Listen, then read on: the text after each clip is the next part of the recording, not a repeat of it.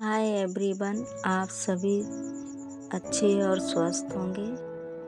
मैं भी ठीक हूँ। स्टोरी का नाम रूहानी इश्क, एपिसोड 9, शक की परछाइयाँ। मायरा और आरोही ने तय किया अगले हफ्ते की रात, शादी से ठीक एक रात पहले हम यहाँ से भाग जाएंगे। मायरा ने शहर से दूर एक छोटे से कस्बे में घर देखने का वादा किया। उसकी आंखों में उम्मीद थी और आरोही की आंखों में डर। आरोही कहती है, अगर किसी ने देख लिया तो? मायरा मुस्कुराकर बोली, फिर सबको बता दूंगी कि तुम मेरी बीवी हो। दोनों खिलखिला पड़े, लेकिन दिलों में बेचैनी बनी रही। इधर आरोही के घर का माहौल बदल गया था। भाभी ने एक दिन माँ से कहा, माँ जी, ये आरोही दिन रात कहीं गायब रहती है और वो मायरा, बस वही, मुझे तो कुछ ठीक नहीं लग रहा है। माँ ने भी गौर किया, आरोही का चेहरा हमेशा लालमा लिए रहता, आंखें चमकती, होंठ जैसे चुम्बनों की दास्तान सुना रहे हो। माँ के मन में भी शंका की आग उठने लगी। अब घर वालों ने आरोही पर नजर रखना शुरू कर दिया। रात को बाहर जाना बंद, फोन छीन लिया और हर वक्त सवाल जवाब। आरोही घुटने लगी। वो मायरा को देखने के लिए तड़प उठती, लेकिन मुश्किल से ही मिल पाती।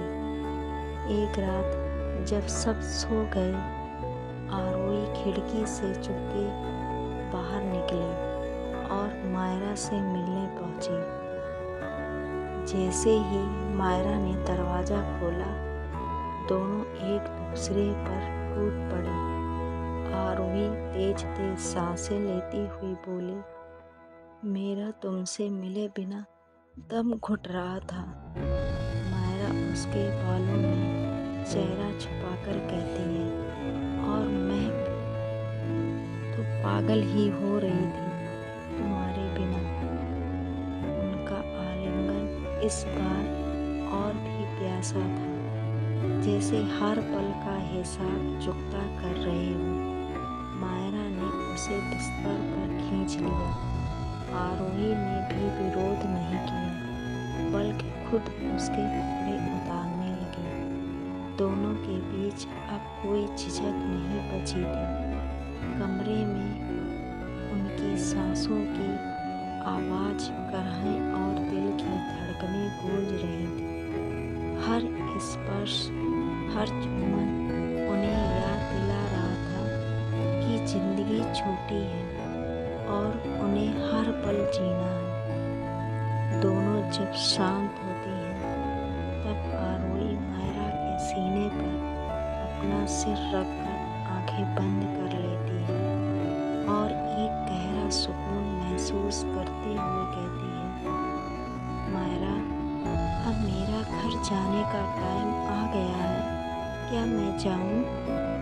मायरा उसके माथे को चूमते हुए बोली, थोड़ी देर बस यूं ही लेटे रहो, मुझे अच्छा लग रहा है। आरोही कहती है, लेकिन मायरा, कहीं मैं पकड़ी गई तो बहुत मुश्किल हो जाएगी। मायरा बोलती है, ठीक है बाबा, चली जाना, लेकिन मेरा दिल कह रहा है ऐसे ही तुम मेरे पास रहो हमेशा, हर वक्त। मुलाकात खत्म होने के बाद जैसे ही आरोही खिड़की से अपने घर लौटी, भाभी ने उसे पकड़ लिया। भाभी तेज आवाज में बोली, कहाँ से आ रही हो आधी रात को? और ये चेहरा, ये लाली, सब देख रही हूँ मैं। आरोही सन्न रह गई। उसके होंठ भी मायरा के चुन्नियों से जल रहे थे, गाल लाल थे। भाभी ने शक भरी नज़र से देखा और बोली, ये सब मैं माँ जी को बताऊंगी। अब सच छुपाना मुश्किल होगा आरोही। अगले दिन आरोही ने मायरा से मुलाकात की और कांपती आवाज़ में सब बताया कि भाभी ने उसे सब देख लिया है। अगर माँ को बता दिया तो मायरा गुस्से से आंखों में आग लिए कहती है, तो बता दे, मैं सबके सामने कह दूंगी कि तुमसे इश्क करती हूँ। उसने आरोही का चेहरा थामा और गहरे चुम्बन से उसके डर को चूमते हुए कहती है, अब चाहे दुनिया दुश्मन बन जाए, तुम सिर्फ मेरी हो। अब देखते हैं आगे कहानी क्या रूप लेती है। Bye bye.